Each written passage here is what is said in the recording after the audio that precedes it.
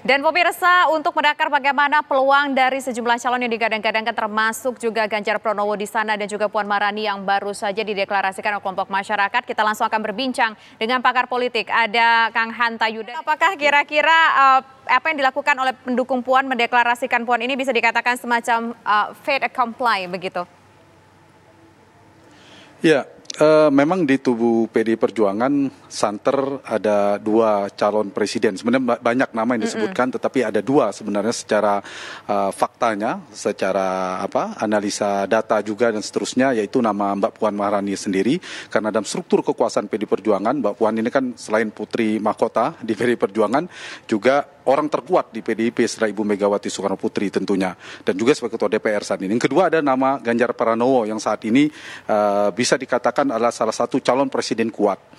Sudah masuk calon presiden kuat kalau berdasarkan ada data survei, ada 3 nama yang sekarang relatif bisa dikelompokkan kategorisasi kelompok calon presiden kuat. Ya, indikator yang paling sederhana yaitu yang perolehan suara elektabilitasnya yang cenderung 2 digit dan stabil, yaitu Ganjar Pranowo, Anies Baswedan, dan Prabowo Subianto. Nah, ini yang saya kira menarik untuk dicermati dinamika di internal PDI Perjuangan ini. Baik, semua sudah mendeklarasikan, kemarin Anies Baswedan, sebelumnya Ganjar, hari ini Mbak Puan Maharani. Nah, ini dengan majunya dua figur ini saya kira menjadi tantangan, komplikasi politik yang dialami oleh Ganjar Pranowo. Kalau kita petakan sebelum ke Mbak Puan ya Tisa, tiga ada kecenderungan ya kalau saya lihat adu kuat Ganjar Puan ini secara elektabilitas tentu terkonfirmasi data survei ada kecenderungan Ganjar jauh lebih kuat daripada Puan, tapi dari struktur internal. Ya, kalau survei terbaru boleh. Kami Poltering Indonesia belum merilis survei, tapi kami sudah selesai melakukan survei, baru selesai. Saya kira memang ada 3 yang terkonfirmasi, 3 calon presiden itu yang terkuat.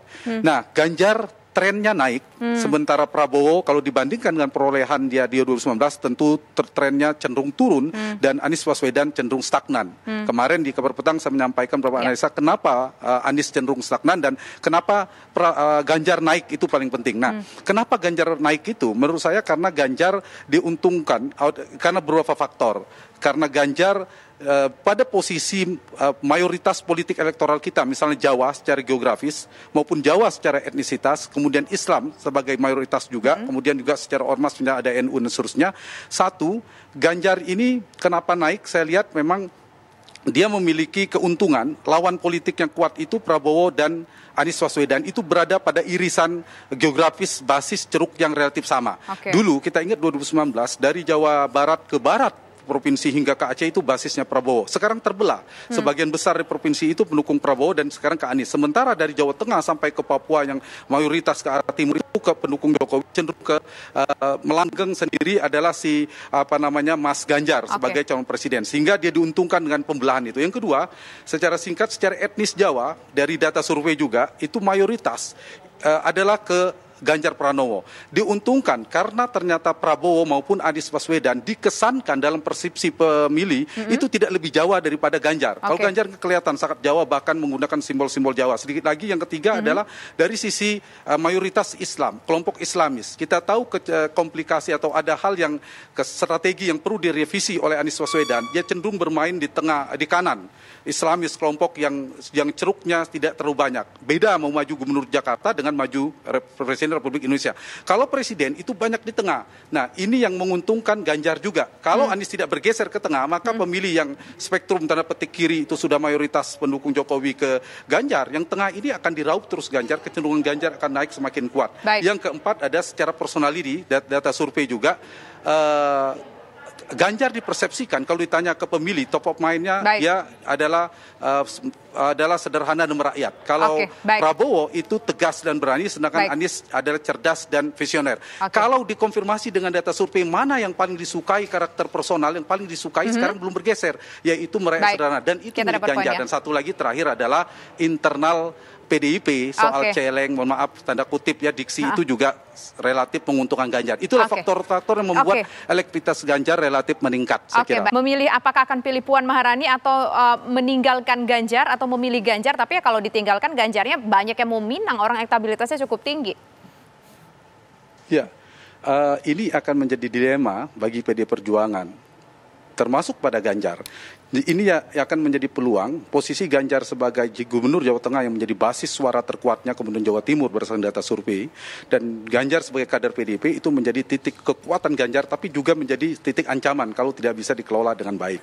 Misalnya ini soal basis dukungan. Kalau kita buka data survei ya, bisa dibandingkan nanti Mas Burhan atau lembaga lainnya, basis utama Ganjar ada di Jawa Tengah, kemudian ada Jawa Timur, yang saya bilang tadi secara sosiologis maupun geografis. Kita tahu di tempat itu juga adalah kandang banteng, basis utama PDI Perjuangan. Jadi kalau ternyata PDIP akhirnya mengusung Ganjar, maka ini akan ada simbiosis politik mutualis yang saling menguntungkan. Ganjar akan melejit semakin kuat, terkristalisasi pendukung PDIP ke Ganjar, sementara PDIP pun akan dapat kotel efek yang efektif semakin besar, semakin kuat. Tapi kalau kedua-duanya terpisah pun sebaliknya, yang dirugikan Ganjar itu akan tergerus. Pemilih yang militan kepada PDI Perjuangan itu akan terpecah, terpolarisasi ke banyak calon yang lain. Begitu juga PDIP juga akan melorot. Itu komplikasinya kalau mereka berpisah.